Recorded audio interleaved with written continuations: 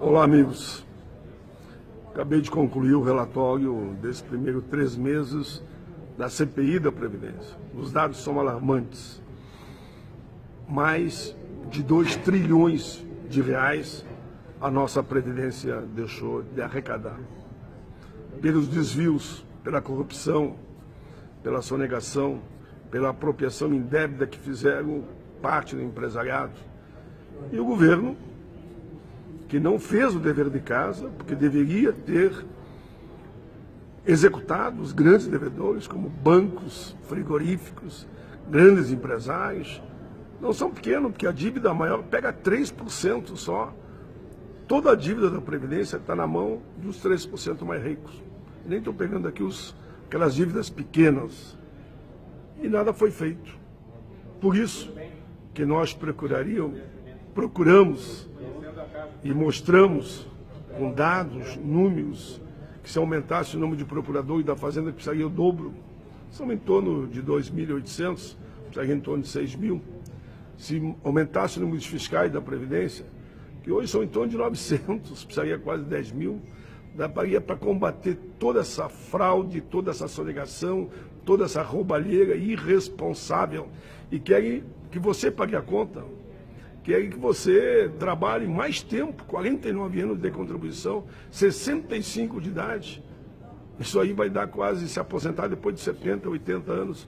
Onde é que nós estamos? Cobrem os grandes devedores, deixem de ser irresponsáveis e querer que o trabalhador, como fizeram com a reforma trabalhista aqui, achando que isso é a saída. Não é a saída. A saída é gestão, é organização, é fiscalização, é cobrança. É ser firme. Por que a parte mais fraca tem que pagar tudo? Por isso que eu estou indignado, por isso que eu não aceito isso. E vamos juntos fazer esse bom combate e haveremos de mostrar que a Previdência brasileira pode ser exemplo para o mundo. Por que não botam lá na Previdência o dinheiro como manda a Constituição? E eu fui constituinte, eu ajudei a escrever o dinheiro do Confins, tributação sobre lucro, faturamento, PIS/PASEP, jogos lotéricos.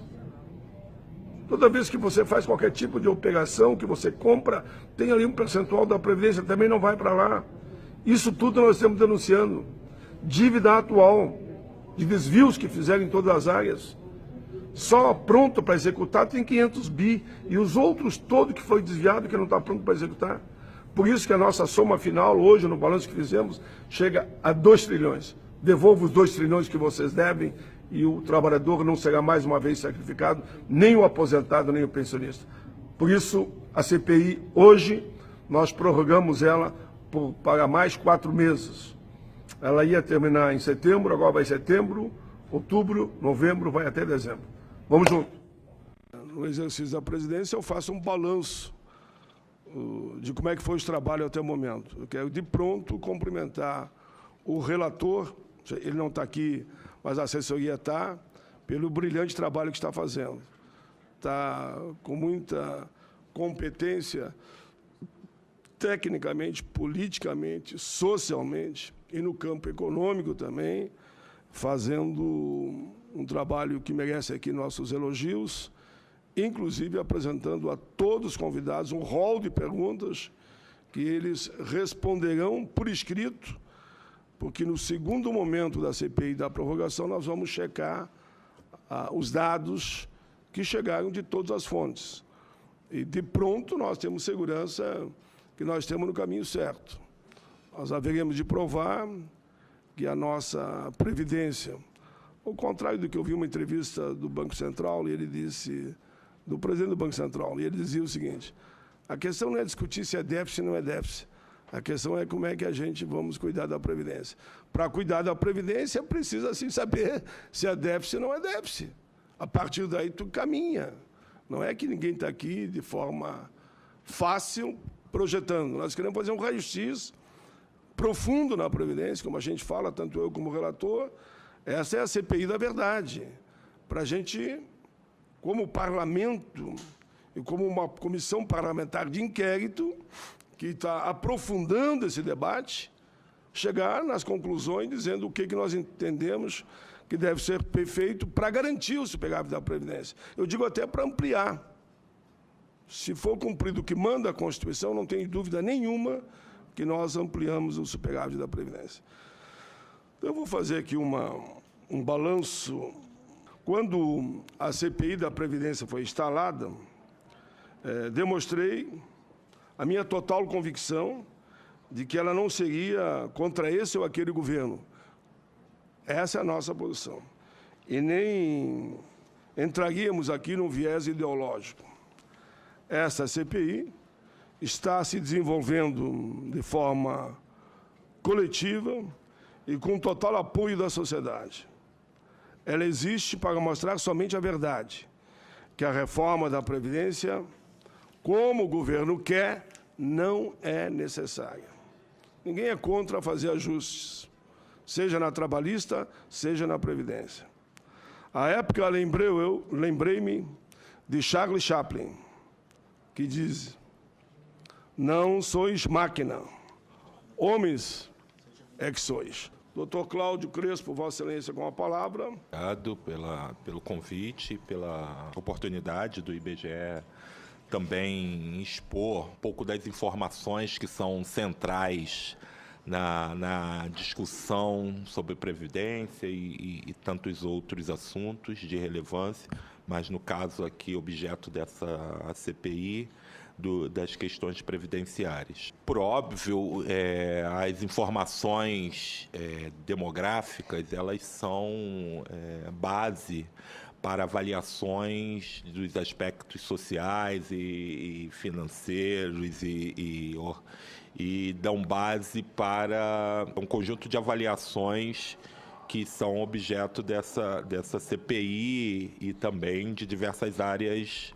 do Estado brasileiro. O meu papel institucional aqui, então, é o de poder, à medida do possível, dos questionamentos que vierem, demonstrar o maior espectro possível de leituras que a informação produzida pelo IBGE pode ser abordada. Um dos casos centrais da questão previdenciária e que é sempre tomado por base é, de fato, o que as diversas projeções que, ao longo dos anos, o IBGE produziu, mostram que as características demográficas do país apontam para um envelhecimento populacional, né, com redução das taxas de fecundidade, com redução da população mais jovem e aumento da população de 60 anos ou mais, né? E essa, como é conhecida, transição demográfica, ela tem sido constante, características de países emergentes, né, como o nosso, países que estão, né, passaram por um processo de urbanização rápido e também um processo de transição demográfica bastante acelerado. Então, isso é um fato da realidade. Esse é o aspecto que é importante ressaltar. A mesma projeção que mostra esse fato que deve ser considerado nos ajustes ou nas avaliações previdenciárias, também é a projeção que mostra as diferenças como essa transição ocorre nas diversas regiões do país. Então, isso é um elemento também de leitura, né? Então, como eu disse, meu papel é expor as possibilidades e a amplitude da leitura que esses estudos, que essa projeção permite. Para se ter uma ideia, a esperança de vida ao nascer no Maranhão é de 9 anos menor do que em Santa Catarina. Então, esse também é um dado da realidade a ser considerado para as questões previdenciárias, né?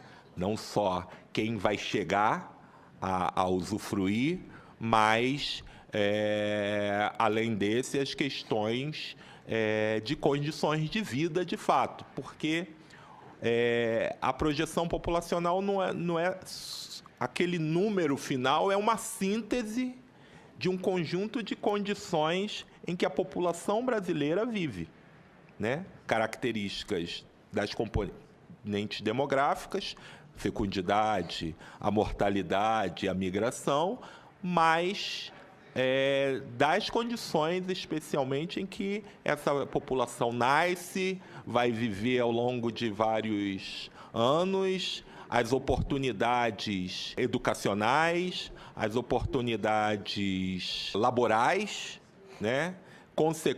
Que tem consequência para essa questão que é objeto dessa CPI, que é previdenciária, né?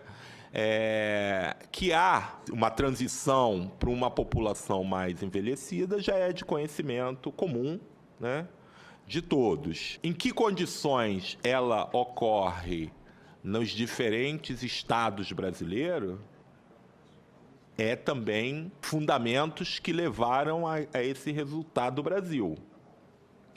São diferenciais regionais importantes a serem observados. Outra questão que, quando se evoca os dados populacionais para analisar, para justificar ajustes ou não ajustes na questão previdenciária, que precisa ser observado, em que condições esses ajustes vão se dar, porque não é um determinismo demográfico que vai justificar as medidas ou as mudanças ou permanências nas questões previdenciárias. É preciso observar, considerando que estamos envelhecendo, o país aumentará a sua formalização e, consequentemente, a contribuição previdenciária? Se esse é um dado que é um elemento colocado para avaliação previdenciária, os ajustes precisam considerá-lo. Então, o que eu quero mostrar é que as questões demográficas, elas são lidas a partir de contextos sociais, econômicos, que os dirigentes do país, os agentes, as forças existentes no país, políticas, que vão, e sociais, que vão conseguir estabelecer. O uso puro e simples da informação demográfica não é a condição única para a avaliação previdenciária. Essa que é a questão fundamental. Se assim fosse, significaria dizer, hoje, que a informalidade, por exemplo, no país é em torno de quase metade da força de trabalho, significaria dizer que faremos reforma da Previdência porque a informalidade sempre será nesse nível? Se as projeções, se os aspectos apontarem para uma escolha econômica ou política no país de aumento da formalização, da contribuição, consequentemente da contribuição previdenciária, de mudança nos aspectos do trabalho que levem a isso, os ajustes deverão considerar, ou melhor, ler as características demográficas a partir de outro prisma. Então, é importante que quem quer que seja que esteja dirigindo essa importante questão para o país, leve em consideração todos os aspectos. E é isso que o IBGE procura, na sua produção, expor o máximo de informação possível, o mais atualizada possível, para que as decisões possam ocorrer tendo a informação como uma luz para as decisões. né? Então, esse aspecto previdenciário é um de grande relevância para a sociedade, que a informação de projeções e os cálculos anuais que hoje são feitas com a tábua de mortalidade, mostrando um crescimento anual dos anos de vida, né, da esperança de vida do brasileiro, ele é um dado da realidade, mas há outras informações igualmente necessárias que os senhores deverão tomar por base para poder fazer a leitura desses próprios aspectos demográficos, né? Então, como eu ressaltei, as diferenças regionais estão colocadas, a própria característica de redução, por exemplo,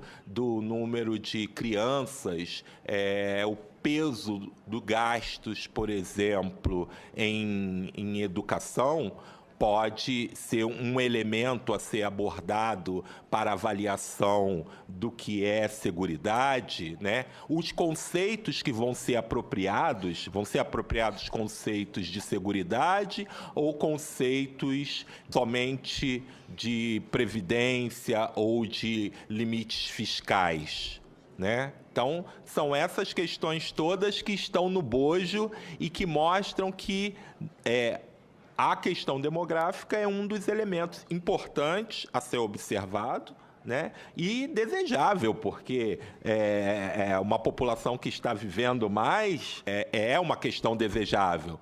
Agora, em que condições essa população está vivendo em diferentes regiões do país também aponta a necessidade de uma avaliação sobre a Previdência ter um aspecto, um olhar sobre seguridade. Até pelo fato de que, em boa parcela da população que tem menores rendimentos, o orçamento, a receita dessas famílias.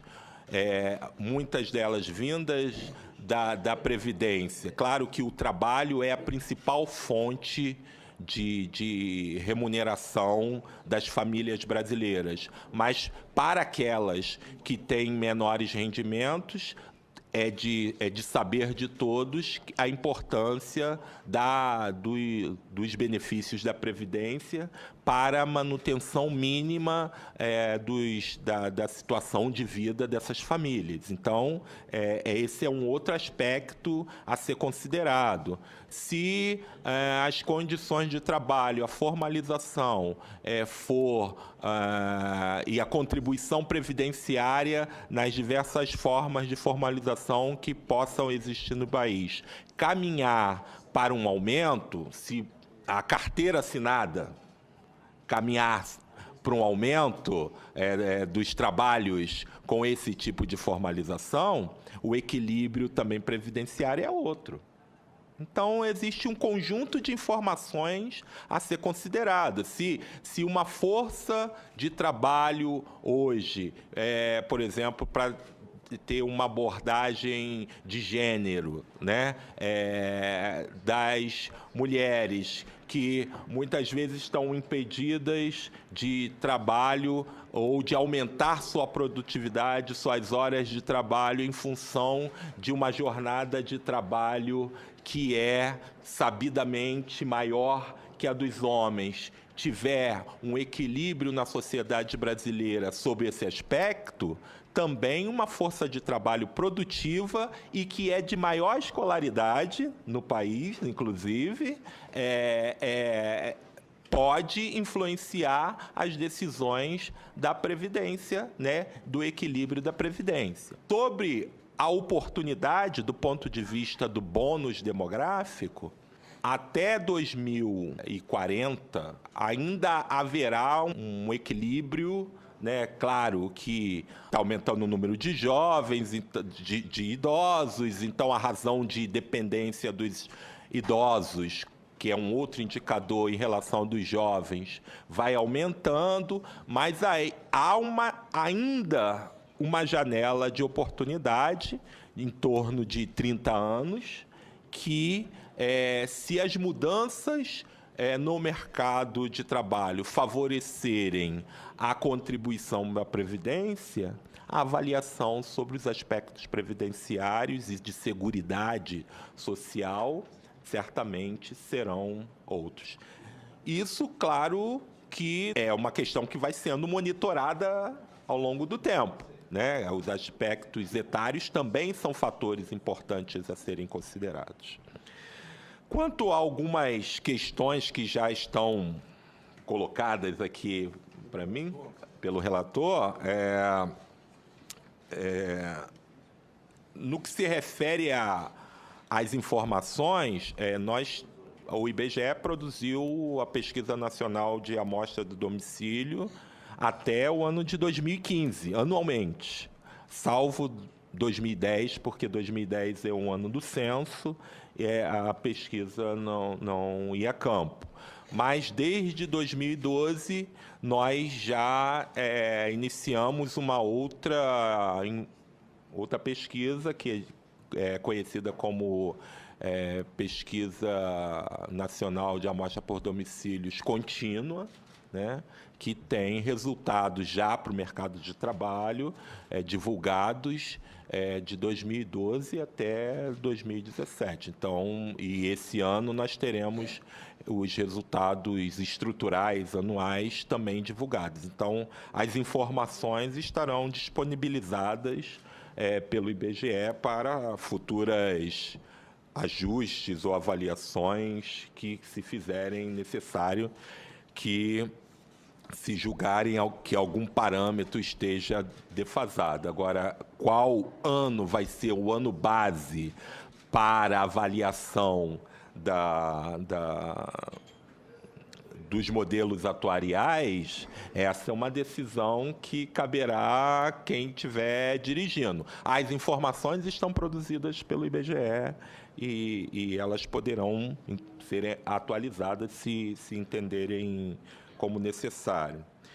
Sobre a projeção da população 2013, assim, regularmente, à medida que tem novas informações, o IBGE procede novas projeções populacionais, né, para avaliar se o comportamento da fecundidade permaneceu em queda ou se houve uma redução da queda, se houve estabilização, se aumentou a mortalidade ou diminuiu a mortalidade infantil, o que tem acontecido no segmento mais jovem. Então, esse é um procedimento técnico que, periodicamente, o IBGE tem de fazer. Nós estamos com o estudo das informações e para uma revisão da projeção para o ano de 2018. Né? Em geral, 4, 5 anos é um período de revisões de projeção. Mas as últimas projeções todas mostram essa tendência de redução do segmento mais jovem da população e crescimento dos idosos, né? Da população idosa no país. Todas elas mostraram essa avaliação. Aqui tem uma questão relativa à previdência e economia dos municípios, que é amparado nos dados do INSS, né? A participação um pouco do IBGE é estimar anualmente a população municipal e nós não fazemos um cálculo. Essa informação serve de base para várias estimativas municipais, mas não necessariamente é o IBGE que faz todas as estimativas. Mas é de conhecimento, por estudos dos registros do INSS, da importância dos repasses previdenciários para os municípios quando em comparação com aquelas receitas oriundas do FPM, que também são igualmente importantes para os municípios brasileiros. É bastante relevante o número de municípios em que as receitas previdenciárias têm um peso significativo na economia local, né, se comparado com o FPM. Certamente, para a administração municipal, o FPM, as transferências constitucionais para os municípios são vitais, né? Nós todos temos conhecimento disso. Quanto se a reforma está levando em consideração essas diferenças para os municípios, eu posso dizer que essa é uma questão que precisa ser observada, como as demais que eu falei aqui, né? A importância para a economia local, a importância para manter hoje, numa economia globalizada, ter uma força de trabalho, ter um mercado interno, com capacidade de consumo, de recuperação, de garantias mínimas, certamente talvez seja um ativo, aí entre aspas, econômico muito importante para a economia nacional. Então, considerar a importância dos benefícios, das transferências, dos repasses previdenciários para os municípios, para as economias locais, é uma questão que precisa ser observada na avaliação dos senhores que estão não só investigando, mas do Estado brasileiro que está conduzindo propostas de ajustes na Previdência. Sim, acho que trouxe as questões. Cumprimento o Cláudio, que gentilmente aceitou o nosso convite para vir falar nessa CPI. Ele que é diretor de pesquisa do Instituto Brasileiro de Geografia e Estatística. De imediato, como é de praxe, passamos para o relator, para que ele faça as suas considerações finais e as perguntas ele naturalmente verá como é que vai encaminhar agora. Obrigado. O próprio relator me informa, a gente participa de tanta comissão aqui, que estão votando 2 embaixadores. Isso, do México e Gana. Isso. Então, enquanto ele faz perguntas, eu vou até ali votar. Perfeito. Quero cumprimentar a Sua Excelência, senador Paulo Paim, presidente dessa sessão, os demais senadores, cumprimentar a Vossa Senhoria, nobre Cláudio Dutra Crespo, né?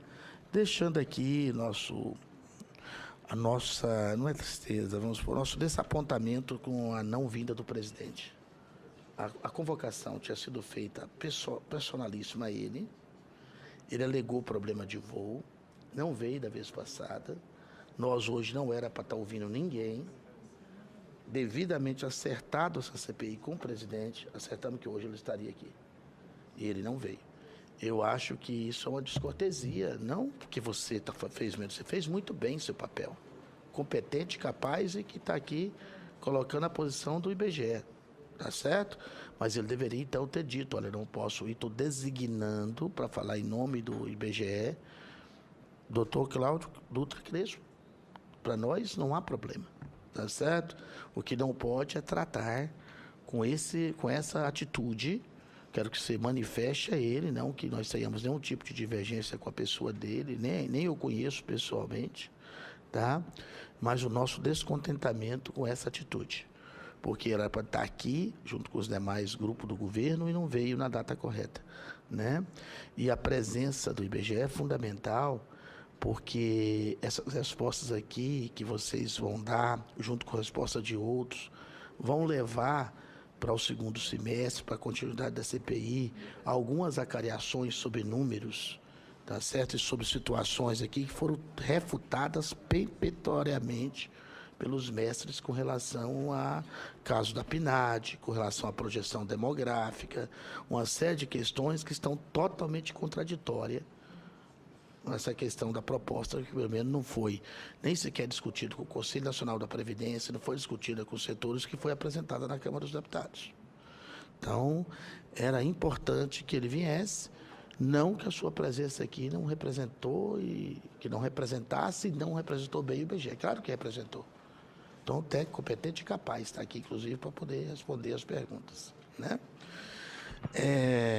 E também o IBGE, né? Pois não? Apenas que desde a da sessão anterior, ele havia designado que eu viesse. Eu comprei passagem, tudo para ver, e só não vi por cancelamento do voo, e o voo que tinha disponível no Santos Dumont naquele dia chegaria aqui já... só Depois tinha que ir da a hora. São Paulo e voltar. E Tudo bem. hoje, o presidente do IBGE, ele representa o Brasil e países do Mercosul no Comitê de Alto Nível das Nações Unidas. Então, está em Nova York, representando o país nas discussões dos Objetivos de Desenvolvimento Sustentável. Então, Tranquilo. Ele poderia ter falado isso naquele período, evitaria, inclusive, de ter falado isso aqui, porque você representa perfeitamente o IBGE no nosso entendimento. Só que o convocado era ele, entendeu? Tá bom. Mas está tudo tranquilo. Quero mandar um abraço a todos do IBGE, como servidor público concursado que sou. Eu acho que o IBGE é uma entidade importante, uma entidade que colabora muito com o nosso país, trabalhando exatamente em dados fundamentais, que são os dados demográficos, os estatísticos, né? Então, é um instituto que merece toda a nossa deferência e nosso respeito. E eu me sinto mais confortável com a sua presença, pela sua característica, representar uma minoria que muitas vezes é discriminada no nosso país. E ver uma pessoa do seu naipe ocupando posto de tamanha relevância, para mim é uma satisfação muito grande. Igual ontem, quando aprovamos aqui a primeira mulher, está na PGR, por unanimidade, na CCJ. Então, eu quero te cumprimentar, te parabenizar pela competência e pela capacidade e por estar representando à altura esse órgão. Então, a reclamação não foi da sua pessoa. Vamos lá. Por que eu vou repetir as perguntas, embora Vossa Senhoria já tenha discorrido sobre algumas aqui com propriedade? É porque nós adotamos uma praxe de darmos as perguntas e recebê-las por escrito, até para dar um tempo para alguma correção, alguma coisa durante a fala possa ser corrigida, tá certo? Porque como serão documentos que todos constarão dos autos do relatório final da CPI e que vai nos levar a cotejar toda e qualquer contradição de qualquer um dos nossos nossos participantes das audiências públicas, por isso é que nós solicitamos a resposta escrita. No caso, para todos, o tempo é até a próxima sessão. Como a próxima sessão vai ser só em agosto, queria perguntar a Vossa Senhoria se você poderia encaminhar isso para a gente até terça da semana que vem. É possível? Então, até terça da semana que vem, você encaminha à secretaria aqui as respostas escritas, tá bom? As perguntas, só para o Brasil poder entender, eu vou fazê-las aqui, tá bom? Eu estava falando para ele que eu estava esperando aqui a presença do presidente do IBGE, porque nós adiamos a reunião por causa disso aí. Eu não sei como é o nome dele, Roberto Olinto, né? E que, lamentavelmente, ele não pôde ver, mas que ele está representando a altura, ao contento, e a gente fica muito feliz, inclusive, de ver que é uma das minorias brasileiras ocupando um posto merecido de destaque, tá certo? Numa instituição tão centenária, tão importante igual o IBGE, né? E a competência aqui discorrida por toda a palestra dele. Permite? Né? Aqui os brancos são minoria, pelo menos uma vez. Viu? Pelo menos uma vez, nessa vez aqui eu sou pardo, mas... Vamos lá. O mais branco que é ele. Então vamos lá, as perguntas. Foi, claro. Nós falamos ontem, né? O Brasil que o sonho de consumo teve uma época que era o Gugel. Você lembra que o Gugel foi um Jeep fabricado aqui no Brasil, genuinamente brasileiro. E o Gugel também é o nome de um ex-procurador-geral da República. E que agora o Brasil foi presenteado com um Dodge. que é um upgrade muito grande do Gurgel para um Doge, né? Além de ser uma Doge simpaticíssima, que conquistou todo mundo, foi uma colocação, assim, uma profissional de altíssima qualidade, que é a Raquel Dodge, que ontem foi aqui sabatinada e devidamente aprovada como a nova Procuradora-Geral da República, quase por unanimidade. Ela teve unanimidade na CCJ e no plenário votaram 76 colegas senadores, apenas um votou contra, um não poderia votar, que se abstém, que é o presidente, e os outros 74 votaram a favor. Então, foi um feito histórico. Vamos lá, as perguntas, meu nobre doutor Cláudio Dutra Crespo, diretor do Instituto Brasileiro de Geografia e Estatística, IBGE. Uma das críticas à avaliação atuarial da Previdência dos últimos anos reside na utilização de parâmetros com valores fixos, com base na PNAD do IBGE de 2009, a exemplo das taxas de urbanização, de participação na força do trabalho, desemprego, salário médio. Segundo alguns especialistas, esses dados foram utilizados na previsão até a Lei de Diretrizes Orçamentárias de 2017. Existe justificativa para a utilização dos parâmetros aparentemente defasados no tempo por esta modelagem, principalmente sabendo que Vossa Senhoria já deixou claro que até o de 2018 a PNAD já vai ser possível tê-la. Após a PNAD de 2009, o IBGE produziu dados mais atualizados que poderiam ser substituídos. Os dados antigos, os modelos atuais, Vossa Senhoria já respondeu, inclusive, que sim, que anualmente faz, né?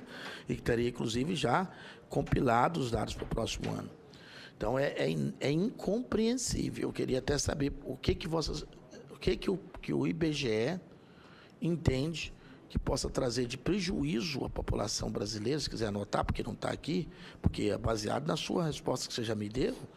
Queria saber que prejuízo vê a nação brasileira de utilizar uma PNAD totalmente defasada de 2009, ao invés da super atualizada de 2017. Né? 2. Conforme publicado em sua página na internet em 2013, o IBGE divulgou pela primeira vez as projeções da população das unidades da federação por sexo e idade, elaborada pelos métodos de componentes demográficos. Essa modelagem incorpora as transformações ocorridas no comportamento da fecundidade, da mortalidade e da migração, aprimorando as projeções populacionais. A projeção populacional por idade do IBGE até 2060 desempenha papel central nas discussões sobre as necessidades de ajustes nas regras de acesso aos benefícios previdenciários. Ela aponta para a intensificação do processo de envelhecimento populacional, com rápida transição de um país de jovens para um país de idade média mais avançada. Sabemos que as projeções do IBGE são continuamente atualizadas a partir de novos dados da realidade. Com base nas tendências observadas pelos técnicos do IBGE e na própria experiência internacional, Vossa Senhoria considera possível que as próximas projeções populacionais apontem para a atenuação desse processo de envelhecimento da população, ou, ao contrário, seria mais provável esperar a aceleração dessa tendência? Então, é muito importante essa resposta, porque nós não podemos atuar no achômetro. Nós temos que atuar com dados estatísticos reais e não pode ter distorção. O senador Paulo Paim e eu já deixamos claro para o Brasil, para o governo, para a oposição, para a situação, para todo mundo. Nosso compromisso aqui é com a verdade. Nós aqui não estamos para fazer chincana, não estamos para fazer o jogo da oposição nem da situação, estamos para fazer o jogo de ninguém. Estamos para fazer o jogo da classe trabalhadora brasileira que paga a Previdência e que precisa que ela seja superavitária e dê realmente uma condição de vida digna a todos. Inclusive, igual a Vossa Senhoria até relatou, a diferença da mulher com o homem, com trabalhos totalmente distintos, a diferença dos trabalhos insalubres, a diferença do trabalho em área de risco, de periculosidade, que tem que ser considerada, que são totalmente distintas umas das outras, né? O livro intitulado A Previdência Social e a Economia dos Municípios, do escritor Álvaro Solon, de França, demonstra que em mais de 80% dos municípios brasileiros, os pagamentos do benefício da Previdência Social superam a arrecadação municipal. O referido livro tem o prefácio do senador Garibaldi Alves Filho, então ministro social da Previdência Social, transcrito abaixo. Quero repetir, mais de 80% dos municípios brasileiros, os pagamentos da Previdência Social superam a arrecadação municipal. Então, consequentemente, o efeito social da aposentadoria é muito importante para esses municípios, aos povos brasileiros, somente das cidades interioranas, né? Embora a Previdência Social tenha uma importância muito grande do ponto de vista da diminuição das desigualdades regionais, não existe uma literatura extensa sobre o tema. Nesse contexto, o presente estudo elaborado por Alvo Solon de França, em parceria com a Anfip, é de fundamental relevância para reforçar a importância social da Previdência em nosso país, em especial com contraponto a setores da mídia e a pesquisadores que enfatiza apenas os aspectos fiscais. De forma complementar, é importante enfatizar que a relevância da Previdência não é apenas por seu papel de proteção social, mas também de grande importância no desenvolvimento humano e para a economia dos municípios, como apontado por este estudo em 2010. 3.875 cidades contaram com o pagamento da Previdência superiores ao do Fundo de Participação do Município, FPM, ou seja, quase 70% do total. Portanto, grosso modo, de cada 3 cidades brasileiras, em 2, os benefícios do INSS superam as transferências do FPM. Em 4.589 municípios, 82% do total, os pagamentos da Previdência superam a arrecadação municipal. Então, percebe o impacto. Segundo estudos do IBGE, nessa mesma esteira, para cada beneficiário da Previdência Social, em média, há 2,5 pessoas beneficiadas indiretamente. Em 2014, a Previdência Social beneficiou 94,5 milhões de pessoas, ou seja, mais de 45% da população brasileira, o que reforça a tese do escritor Álvaro Solon de França, de que a Previdência Social reduz as desigualdades sociais e exerce uma influência muito importante na economia de um incontável número de municípios brasileiros. Desculpa, eu estou meio ruim da garganta. Pergunto, na opinião de Vossa Senhoria, a reforma da Previdência Social está levando em consideração que aproximadamente 70% dos municípios brasileiros recebe mais recursos oriundos da Previdência Social do que do Fundo de Participação Municipal? Tá, vai lá. Essa resposta do IBGE é importante demais, porque o IBGE sabe a profundidade que é nas suas pesquisas o efeito da Previdência no interior. E, sinceramente, a proposta inicial que chegou foi devastadora lá na Câmara dos Deputados.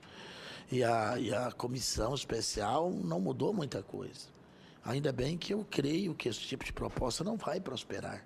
A gente precisa aqui, no final dessa CPI, que estamos discutindo com todo mundo, ouvindo todos os setores, o governo, a sociedade, apresentar uma proposta real, com a realidade brasileira, entendeu? Por isso é que nós precisamos das respostas bem fáticas e bem profundas de cada um. Vossa Senhoria concorda que a reforma da Previdência Social reduzirá os valores repassados aos aposentados e pensionistas, podendo afetar consideravelmente a economia desses municípios? Justifique. Que reforma é essa? Aquela que está lá. Qual o impacto que a reforma da Previdência Social pode provocar na economia desses municípios? Observação. Como subsídio, a tabela seguinte mostra o exemplo do Estado de São Paulo. Aí tem todo um descritivo de uma tabela, onde mostra o município, os benefícios, a arrecadação e o Fundo de Participação Municipal. Ok?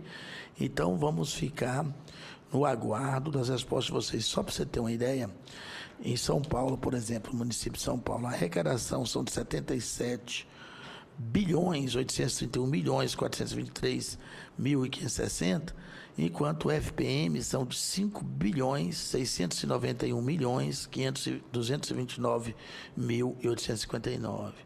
Então, quer dizer, é uma diferença muito significativa e precisamos ter isso em consideração. Os dados estão aqui para que Vossa Senhoria, no momento oportuno, até terça-feira, nos mande aqui para a secretaria da CPI, tá?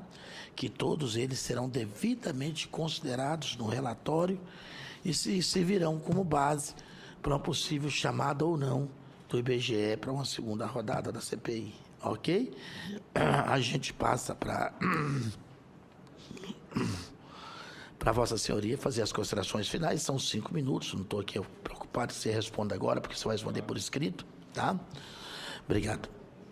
Responderemos sim, claro, com as informações mais atualizadas disponíveis pelas pesquisas por nós, produzidas pelo Instituto, e com as considerações técnicas que precisam ser observadas também, ainda que haja uma informação que a gente já sabe, por exemplo, da PNAD de 2015, observar os indicadores, por exemplo, que foram aqui citados, que mudanças ocorreram, né? Pode ser que tenham ocorrido algumas mudanças e outras não, né? Então, assim, a pesquisa, mostrar o dado, pelo menos desses indicadores citados aqui, que estão colocados na pergunta, do ano de 2009 a 2015, vai ser uma das informações que produziremos para responder e que permitirão observar se houve alteração significativa, se não houve alteração, porque, às vezes, também, como se trata de pesquisa amostral, tem intervalos de confiança e essas mudanças podem não ser estatisticamente significativas.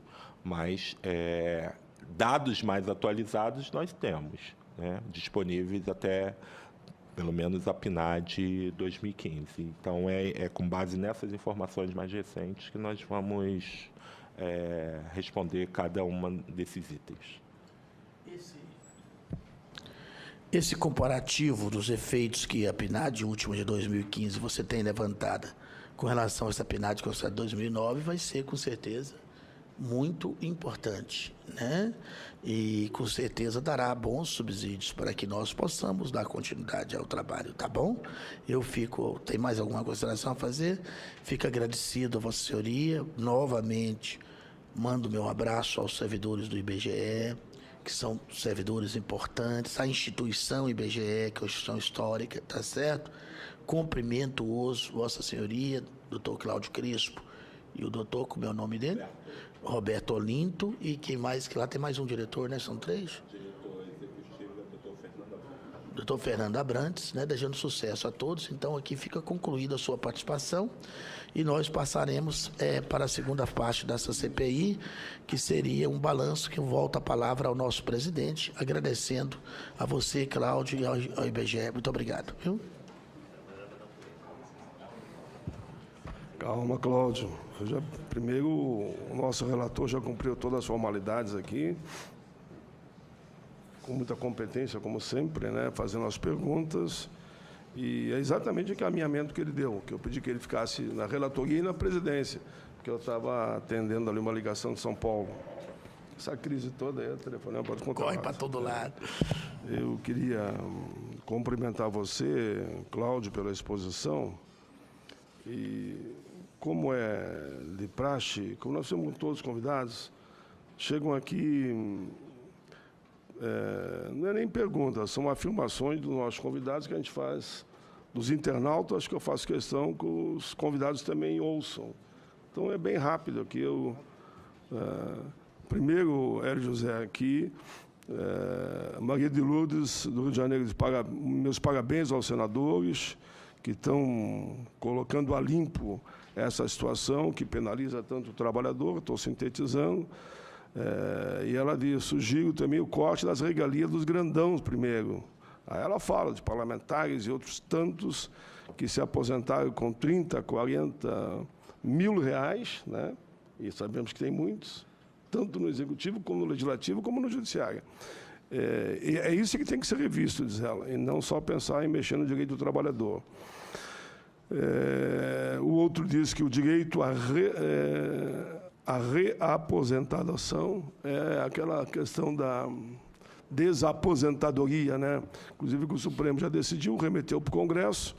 Eu tenho um projeto que está aqui, que eu aprovei na Câmara e está aqui no Senado agora. O Senado tem que decidir. Então, eu diria que você está contemplado no projeto que está aqui já, que poderia, se o Senado aprovar, estaria garantido. Não adianta tirar daquele que tem menos a mesma linha, tiram dos pequenos e os grandes não tiram nada. Aqueles, tem gente que deve, ela fala os grandão aí, na base de 3 bilhões pagar a Previdência, e esses não pagam e ninguém cobra. E paguem com esses refis. Refis para cá e refis para lá. Estou sintetizando aqui. Refis esse negócio, renegocia, paga, não pagam, o cara continua não pagando, renegocia de novo, e aí vai, no fim caduca e não paga ninguém. Queremos uma reforma da Previdência justa, onde os aposentados recebam salários conforme contribuem, e não como, infelizmente, é hoje, não é nem corrigido pela inflação. Sintetizando sempre, não dá nem para comprar planos, pagar plano de saúde, muito menos qualquer atendimento mais complexo, e aí fala até nos remédios. O ideal seria começar as mudanças, mudando o salário dos poderes, executivo, legislativo, judiciário. Não tem lógica cortar primeiro dos que são mais pobres. Muito bem, eu estou aqui quase que assinando em tudo aqui. Não existe rombo da Previdência. O que existe, na verdade, é uma história inventada, aqui ele fala pelo governo Temer e sua equipe, para arrancar direitos dos trabalhadores mais pobres desse país, sempre pensando só nos ricos. Eu sintetizo, mas tudo que eu falo está dito aqui, viu? Só não estou lendo na íntegra. Aqui outro, é uma vergonha, vai na mesma linha, né? Retirar direito dos trabalhadores, quer transformá-los em escravos. Devemos ter, sim, de novo, uma reforma nos altos salários de toda a cúpula dos 3 poderes. Ela disse, vocês têm que aprender a lutar pelo povo e não pelos próprios benefícios. Está correto, inclusive a afirmação, não tem nenhuma dúvida. Essa é uma afirmação. Impeçam que a Previdência morra no Brasil. Não aprovem essa reforma. Não permitam a reforma da Previdência, que ela seja aprovada, naturalmente. Espero que a CPI traga resposta e esclarecimento o mais rápido possível, pois, como cidadão, tenho o direito de saber o que está acontecendo com o dinheiro da Previdência, a qual pago, espero esclarecimento e resultado. Esse é o objetivo da CPI. Todos aqui, na verdade, estão firmes, duros, mas estão apostando no trabalho da CPI. Boa noite, boa tarde, enfim. Bom dia, que diz, porque eu não sabia o momento que ia ser lido. Os senhores poderiam pensar em uma forma legal de casos de auxílio-doença e aposentadoria por assédio moral ou sexual, o INSS ser reembolsado pela empresa, sem pagar um seguro, induzir um incêndio à seguradora, prova que não indeniza e tal. Ela pede que se mexa tudo nessa questão da indenização, e que a conta seja feita, paga pelo empregador e não só pela Previdência. Aí fala de assédio moral, assédio sexual, acidente, todos os desperdícios que acontecem e manda a conta para a Previdência. O outro aqui, poderia ter sido feita uma reforma no salário dos nossos representantes, ou seria melhor uma reforma nos 3 poderes? Eu acho que tem que ser nos 3 poderes mesmo, na cúpula dos 3 poderes, a minha opinião, pelo menos. E mandar, aqui ela diz, né? Não é o Roger, e manda executar esses grandes devedores, é uma vergonha isso. Ter que parar de ficar olhando enquanto eles embolsam o dinheiro do povo. E ela que diz, isso é para você, Temer, o Roger diz. Acredito que se houver seriedade, fosse de vontade, se descobrir a verdade para a reforma, ela não aconteceria. Esse é o objetivo da CPI. Você tem razão também nesse aspecto de que a CPI tem que ir a fundo para mostrar que não precisa fazer essa reforma. Aqui cumprimento a todos os senadores pelo trabalho que estão fazendo. Terão sempre o carinho do povo brasileiro nessa batalha e mostrar que de modernidade, essa tal de reforma da Previdência não tem nada. É um atentado contra o povo, eu resumi também.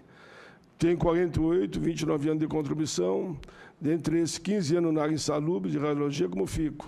É isso que estão dizendo, né? Que as aposentadorias especiais serão as grandes prejudicadas, e principalmente aí vêm as mulheres.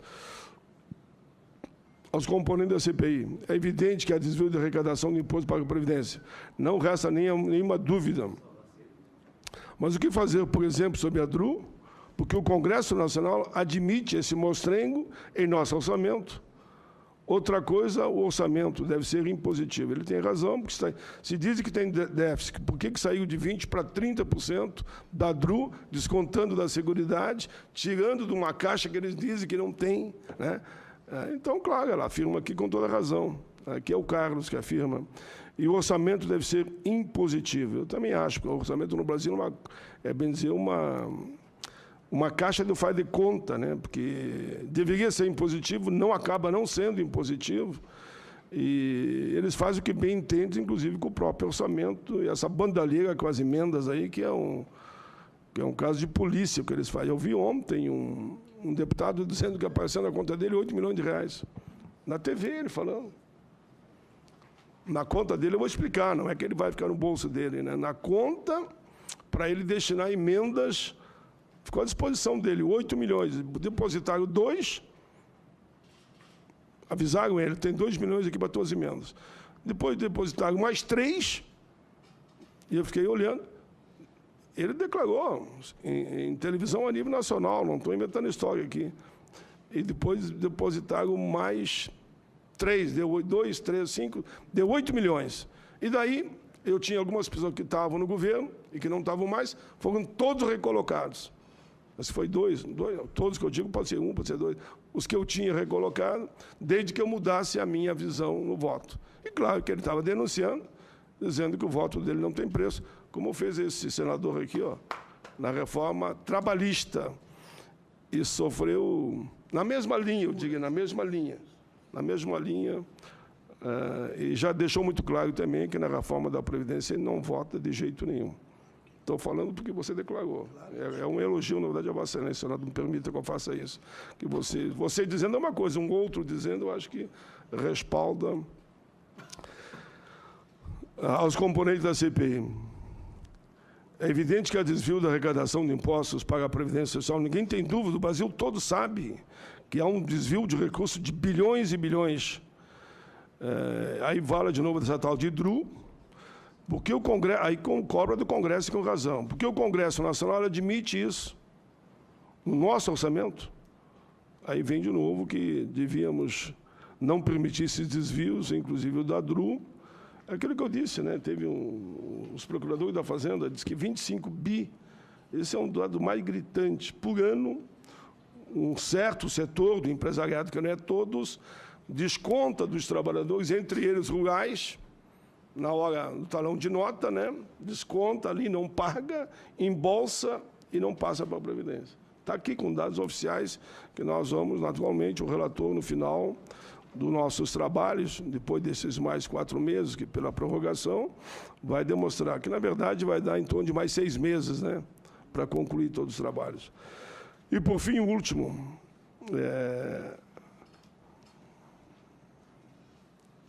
Ela disse o seguinte: o mais importante de todos são os devedores. Nós já convocamos aqui diversos setores dos devedores da Previdência.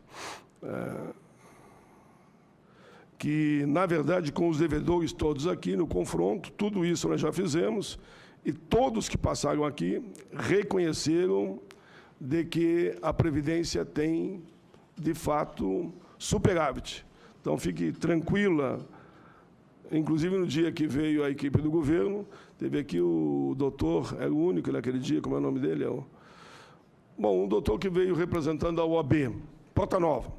Veio o doutor Portanova, ele fez o contraditório, e tranquilamente, doutor Guilherme Portanova, e mostrou que a Previdência é superavitária.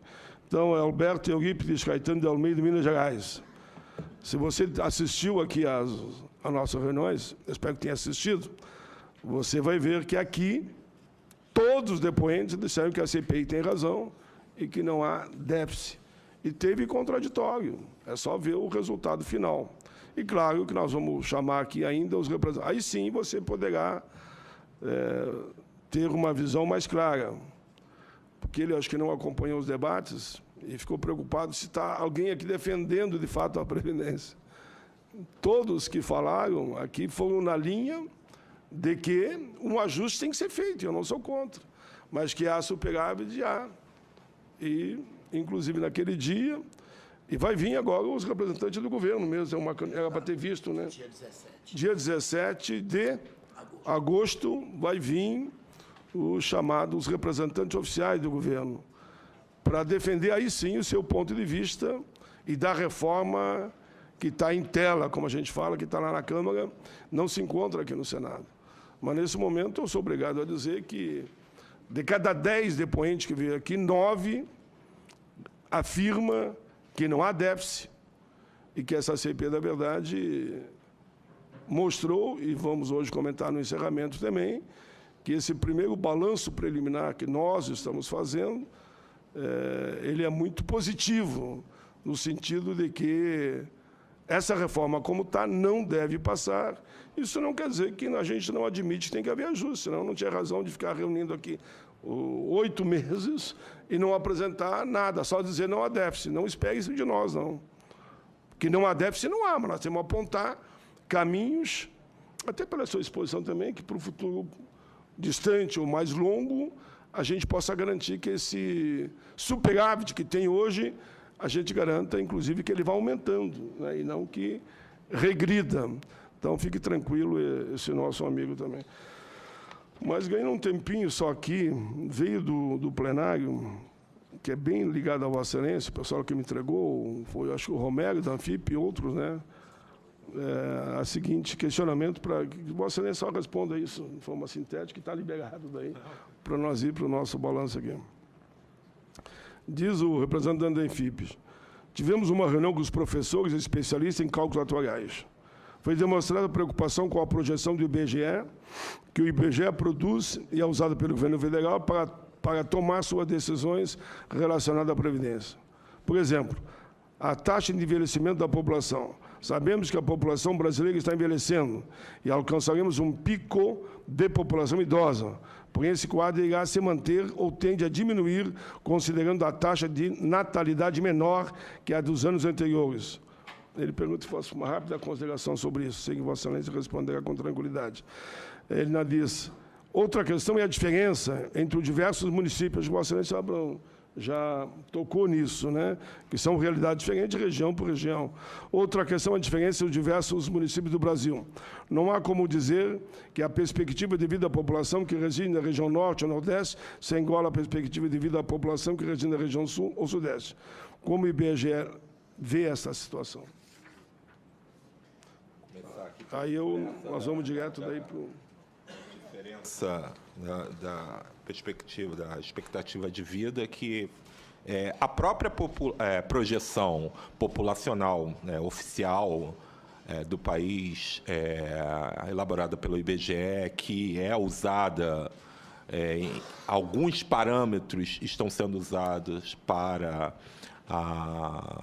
balizar o projeto da reforma, ela mostra as diferenças, né? Porque é uma projeção feita a partir, como foi falado, no método das componentes, foram projeções feitas para cada estado brasileiro, e o Brasil é a síntese das características regionais observadas. Há um conjunto de indicadores, né? Esperança ao nascer, esperança aos 60 anos, e as escolhas, elas de fato possibilitam interpretações diferenciadas sobre o problema. A diferença ao nascer, ela mostra mais a desigualdade, porque o que significa esse indicador? É o indicador que mostra quais são as dificuldades, né? A superação das dificuldades ao longo da vida. Então, quem já chegou aos 60 anos já superou, com maior ou menor dificuldade, já superou um grande número de fatores que que são probabilidades de morrer. Então, quem mora num estado onde o saneamento básico é menor que o outro, certamente as doenças que atacam criança, a mortalidade na infância, ela vai ter uma incidência maior na mortalidade, consequentemente na esperança de vida daquela população. Os estados em que a questão da violência, por exemplo, que para jovens né, de 15 a 29 anos, é um fator importante nas probabilidades de morte, onde há maior relevância ou há crescimento associado a condições sociais menores, vai impactar o indicador de esperança de vida. Então, essa projeção mostra, por exemplo, essa diferença. Se tomar qual a expectativa de vida de um brasileiro que nasce no Maranhão, no Piauí, um que nasce em Santa Catarina, tem diferenças que podem chegar, né, a 9 anos. Então, tomar, por exemplo, o indicador a partir de 60 anos também vai mostrar diferenças em idade, em tempo de idade menores. Então, dependendo da escolha do indicador, a interpretação também é variada. Obviamente que a expectativa de vida aos 60 anos é de mais 18, 17 anos. As diferenças vão diminuindo, porque as superações da dificuldade já foram. Então, essa questão regional está demonstrada nos indicadores da própria projeção. A projeção brasileira, ela é feita independentemente pelo IBGE, o CELAD, que é um instituto internacional que avalia as projeções e que também faz projeção para a América Latina e faz para o Brasil também, a divisão de população das Nações Unidas, todas elas uma corrobora a outra, né? Claro que tem algumas pequenas diferenças e tal, porque a divisão de Nações Unidas está fechando uma projeção da população do mundo, né? É diferente, está fazendo para o conjunto dos países. Nós temos um detalhamento maior para mostrar a diferença dos nossos estados. Mas todas elas mostram envelhecimento, queda da fecundidade e tal. E, a cada 5 anos, a gente tem de revisar, sim, as projeções por conta das hipóteses que foram previstas, por exemplo, de fecundidade, né? Então, mas na tendência geral das últimas projeções, elas têm apontado para esse envelhecimento. Pode ter uma redução pequena na questão da tendência de envelhecimento, um ano mais ou outro ano menos, aumentar um pouco mais ou um pouco menos o bônus demográfico, mas essa é a tendência observada. Agora, o que eu quis ressaltar aqui é que não há um determinismo por conta disso, justamente porque existem outros fatores que interferem na definição do que vai financiar ou não a Previdência e das oportunidades que o país promoverá em termos de trabalho e possibilidades de financiamento para a Seguridade Social. Então, essa é uma questão importante. Então, acho que ela tá ligada à primeira, né? Assim, a projeção é uma projeção que a cada período precisa ser revisada, sim, mas é assim qualquer projeção no mundo, tá? Do ponto de vista técnico, todas as projeções, vez ou outra, precisa ser revisada.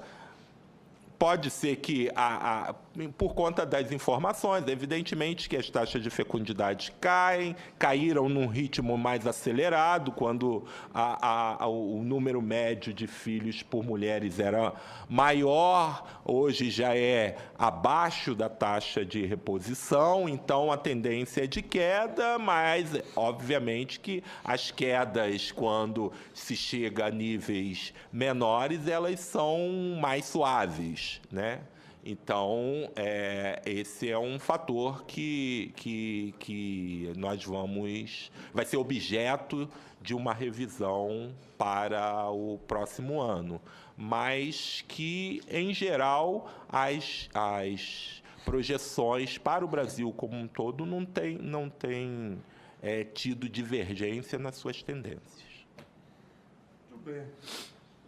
Respondido, acho que com as devidas respostas feitas pelo plenário, liderado ali pela Anfip, pelo menos as que eu recebi.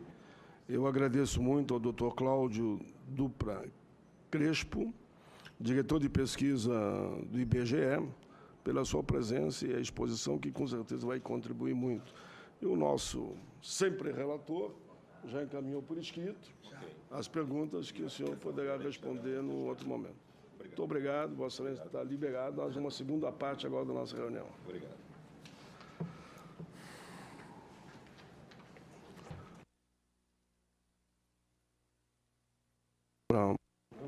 Como é de praxe, para ele fazer os seus comentários, e eu farei depois o encerramento, como sempre fizemos nos trabalhos dessa comissão. Senhor presidente Paulo Paim, senhoras e senhores senadores, membros dessa CPI. Nessa sessão, como já falamos hoje, nós ouvimos já o doutor Cláudio Crespo.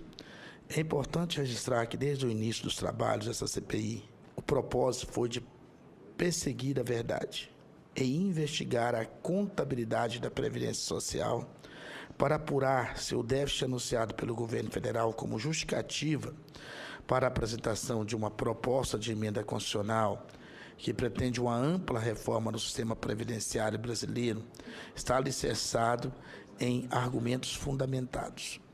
Ao longo de inúmeros depoimentos prestados perante a CPI, foi possível observar que a Previdência Social no Brasil precisa ser tratada com maior responsabilidade em todos os seus eixos.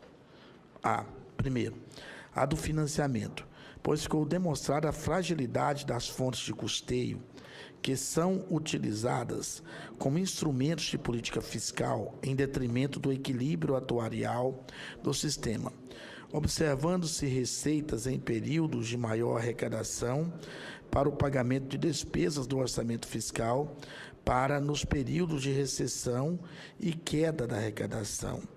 Impor o corte da despesa com benefícios sociais que são fundamentais para manter uma renda mínima necessária à subsistência dos segurados e suas famílias. Ainda neste quesito, podemos citar a aprovação da desvinculação das receitas da União, DRU, por um período que vai pelo menos até 2023.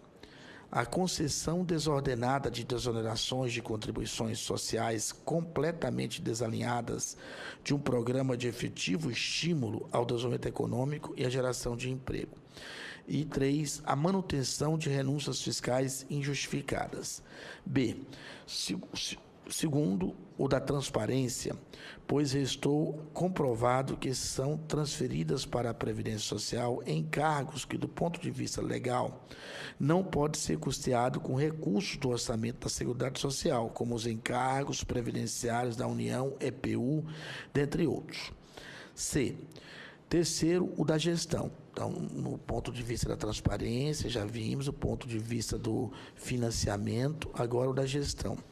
Uma vez que uma sucessão de reformas administrativas desorganizam completamente a gestão do regime geral da Previdência Social, subordinando o INSS a um troca-troca de ministérios da esfera social, como foi o caso da extinção do Ministério da Previdência Social, transferindo suas atribuições para o Ministério do Desenvolvimento Social. Mas a formulação da política da Previdência Social para o Ministério da Fazenda, gerando instabilidade e desarmonia numa seara que necessita ter maior economia e autonomia e independência administrativa. Quarto, o das projeções, pois o que se viu nessa CPI é que os cenários apresentados para os temas atuariais, demográficos e financeiros estão completamente carentes de fundamentação científicas, com desenhos e estatísticas de pouca ou nenhuma probabilidade e organizadas sob dados estimativos absolutamente desconhecidas, o que descredencia a posição do governo na discussão e encaminhamento de soluções sérias para uma área de tanta responsabilidade social e econômica, como é o caso da Previdência Social. Quinto, a diferença de regimes. Outra questão que foi muito bem clara é que a reforma da Previdência Social para os servidores públicos federais já foi implementada pela Emenda Constitucional número 41. Obrigado. Obrigado. Claro, é que a reforma da Previdência Social para servidores públicos já foi implementada pela Emenda Constitucional número 41 de 2013 e complementada em 2012 e 2014, com finalmente implantado o FUNPRESP. Quando os regimes gerais e próprios foram igualados de tal forma que todos os servidores admitidos após esse período faz jus ao mesmo teto de remuneração estabelecida para o regime geral, podendo em caráter facultativo optar por uma complementação a ser paga pelo FUNPRESP, Fundação de Previdência Complementar do Servidor Público. Assim, todas as projeções são no sentido de que a despesa com pagamento de benefício com os servidores públicos se estabilizaram e tendem ao decréscimo ao longo dos próximos anos, não gerando aumento do déficit público. Assim, senhor presidente e demais membros dessa CPI, estamos conformando um caminho que aponta para a necessidade de ajuste no sistema de previdência social, que não tenha como finalidade a seletividade de sacrifícios sociais, mas a distribuição ampla de suas repercussões sociais e econômicas, de tal forma que possam ser absorvidas com menores impactos, especialmente para aqueles mais desprotegidos. Além disso, ficou demonstrada a urgência de uma revisão legislativa que possibilite um efetivo combate à sonegação e apropriação indébita da contribuição sociais. O marco legal atual é repleto de brechas, uma verdadeira peneira que possibilita a perda de enormes receitas para a Previdência Social, que, segundo os dados da Procuradoria-Geral da Fazenda Nacional, PGFN, alcançam mais de 430 bilhões de reais e que mais de 430 bilhões de reais, o que é um montante suficiente para cobrir o legado déficit da Previdência Social por 3 exercícios financeiros seguidos. Neste contexto, também o Poder Legislativo tem sua responsabilidade, pois é sua atribuição constitucional de legislar e propor correções que estabeleçam a solidez do sistema previdenciário brasileiro. A Previdência Social não é apenas um sistema de ampla proteção ao risco social, mas um forte componente de estabilidade econômica, mesmo em momentos de crise e recessão, como o que estamos experimentando, infelizmente, nesses últimos 3 anos de queda constante do PIB. Sem a renda gerada pela Previdência Social, o comércio, a indústria e o setor de serviços são fortemente afetados com a queda do consumo e da demanda, com a geração de maior desemprego, numa espiral que só agrava a recessão pela perda constante e desenfreada de arrecadação. Neste particular aspecto, é necessário entender que são as administrações municipais as mais impactadas, pois é sobre elas que recaem os efeitos danosos gerados pelo desemprego e pela supressão de renda gerada por benefícios sociais originados da Previdência Social. Não há, pode ter certeza, estabilidade econômica sem uma Previdência Social sólida e bem organizada. E esse é o desejo de todos nós aqui, empenhados em dar nossa contribuição por intermédio do valioso trabalho até aqui já realizado por essa CPI. Esperamos que esta audiência de hoje, com a presença do diretor de pesquisa do IBGE, que já tivemos, contribua com o nosso trabalho legislativo para a promoção de uma Previdência Social cada vez mais sólida e efetiva na sua missão, que é de assegurar a renda substituta do salário por motivo de idade, desemprego, morte ou incapacidade. Até agora, nobre senador Paulo Paim, foi o que pudemos relatar, né? Podemos poder levantar. Então, esses desencontros com relação às questões do financiamento, a transparência, a gestão, as projeções de dados e as diferenças de regimes, né? São uma série de desencontros que verificamos e que creio que nós juntos possamos subsidiar o governo naquilo que poderia ter sido feito, no sentido de se fazer uma reforma que venha realmente dar vida longa à Previdência, que venha garantir para que os devedores paguem o que deve, para que haja uma variável fluxo permanente e que não leve ao desamparo e à quebra do caixa, para que a Previdência Social cumpra a Previdência Social, a Seguridade Social, que é composta do tripé Previdência, Saúde e Assistência Social, cumpra os preceitos constitucionais e recebam, de fato, todas as suas dotações orçamentárias e sejam avaliadas conforme o previsto na Constituição brasileira, para que não haja maquiagem de conta, para que tenhamos uma administração cada vez mais profissional. Esses dias mesmo, participei da audiência pública de 27 anos do INSS. Eu sei da importância dessa autarquia que é o INSS para a vida e a realidade da Previdência Social. O INSS precisa ser fortalecido. Precisamos ter clareza com relação às contas do regime próprio da Previdência e do regime geral da Previdência, que não pode ser utilizado para superávit primário. Tem que se separar o joio do trigo. Tem que ficar claro quais são os objetivos da DRU, o que a DRU visa, o que se faz com o dinheiro da Previdência que lá é colocado e que depois não retorna. Então, todo esse trabalho nós estamos fazendo no intuito de colaborar com o governo, de colaborar com a sociedade, de colaborar com o nosso povo, de colaborar principalmente com o contribuinte, que é o principal atingido de todas essas questões quando ela não é feita dentro de uma seara de discussão pé no chão, igual temos procurado fazer aqui, ouvindo respeitosamente todos os setores e procurando relatar, atento às verdades aqui colocadas, inclusive para não correr risco de má interpretação, dando a oportunidade que todos coloquem por escrito as posições, para, sob as posições escritas de cada órgão, de cada empresa, de cada entidade, de cada professor, de cada atuário, de cada pessoa que aqui esteve, a gente trabalhar sob o ponto de vista dito, assinado e compreendido, pensado e raciocinado por cada um, sem estar no calor de nenhum tipo de emoção, nem dos prós, nem dos contra, nem dos favoráveis, nem de oposição, nem de situação de ninguém. Estamos favoráveis aqui do Brasil. E, na verdade, que é o objetivo seu e o objetivo meu, de dar essa contribuição a essa casa parlamentar e ao governo que está aí e à sociedade brasileira, deixando claro que aqui tudo será averiguado e que nosso compromisso, igual sempre falamos, é com a verdade dos números, dos fatos, e vamos cotejar e comparar um a um e colocar a realidade das situações. É isso. Senador Hélio José,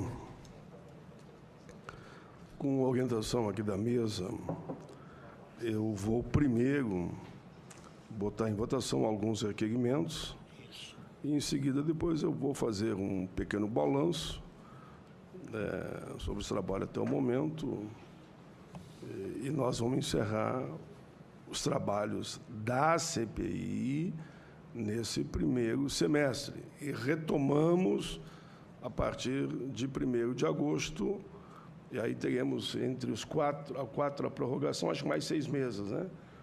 Teremos praticamente mais 6 meses.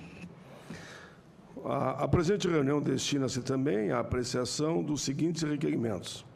Requerimento 278 de 2017 solicita informação à Secretaria do Tesouro Nacional, a senhora Ana Paula Vescovi, autoria, senador José Pimentel e outros. Requerimento 279 de 2017 requer à Secretaria da Receita Federal que forneça acesso à base de dados do CNPJ na forma a ser definida pela comissão. E os setores de tecnologia da Secretaria da Receita Federal e Senado, Prodazem, autoria, senador Paulo Paim.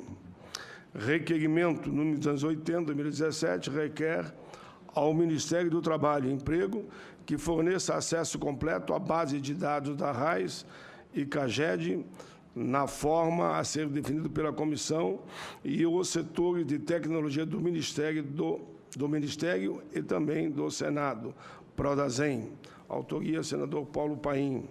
Requerimento 281 requer informação à Procuradoria-Geral da Fazenda Nacional, autoria senador Paulo Paim. Os senadores concordam com a sua aprovação, permaneça como se encontra aprovado. Com base no artigo 121 do Regimento Interno, incluo esta pauta o seguinte requerimento, para que possamos apreciá-lo. Os senhores senadores e senadoras que concordam com esse requerimento, esta pauta, permaneça como se encontra aprovado. Requerimento agora que entrou esta pauta. Requerimento 282, de autoria também do senador Paulo Paim, requisita para prestar assessoria a essa comissão, a presidência da Comissão Parlamentar de Inquérito da Previdência, o auditor fiscal da Receita Federal do Brasil, Antônio Romero. Já conversamos com ele, ele se botou totalmente à disposição de assessorar nós todos aqui, claro, com a sua capacidade como um dos maiores especialistas, eu diria, no ramo que temos aqui, digamos, em Brasília. E, casualmente, ele é gaúcho também. Tá bem. E os senhores senadores que concordam, permaneçam com o seu encontro aprovado. Mais um requerimento que eu peço aos senhores que se concordam que seja votado esta pauta. É um requerimento que vai na linha de uma audiência pública desta comissão, mais chamada Comissão Geral, onde a gente vai fazer no Estado de São Paulo. Em seguida, eu vou ler o teor do requerimento que diz isso. Aqueles que concordam que ele seja colocado esta pauta, é o requerimento 283, para ele não se encontra aprovado. Agora vai o teor. Nos termos regimentais, requer que seja realizado uma audiência pública dessa Comissão Parlamentar de Inquérito da Previdência no Estado de São Paulo, de preferência na Assembleia Legislativa, como conversamos já com o relator, na data de 24 de agosto, com o objetivo de tratar do tema devedor contumaz e do desmonte da estrutura da Procuradoria-Geral da Fazenda. Iríamos também com a participação no município de Osasco, é isso, né? Porque a indicação também é de Osasco. Mas a intenção é fazer um grande evento nessa